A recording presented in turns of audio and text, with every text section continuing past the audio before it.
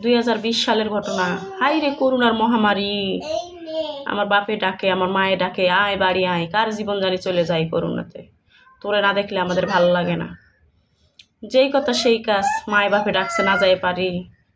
তখন আমি গাজীপুরে 27 থাকতাম। পরে মায়ে বাপে ডাকলো, চলে গেলাম। যাই 2 মাস পার না হইতেই মায়ে দুনিয়া ছেড়ে চলে গেল। অক্টোবর মাসের 8 তারিখে মায়ে বিদায় নিল দুনিয়া থেকে। আবার চিন্তা ভাবনা শুরু করলাম, মায়ের ভালোবাসা পাবো না, আদর পাবো না, কোথায় থাকবো, কিভাবে থাকবো, কি করব, টাকা ছাড়া জীবন অচল। আবার চলে আসলাম ঢাকাতে। আসে আমার মেয়ের ডে কেয়ারে রেখে আমি অফিস করলাম। 2-3 বছর কষ্ট করার পরে আমার ছেলে দুনিয়া থেকে আসে। দুনিয়াতে যখন আসে তখন আমি কি করি, আবার দেশে যাই। মাল সামানা ঘর ভরা জিনিস, এইসব জিনিসপাতি নিয়ে আমি দেশে যাই।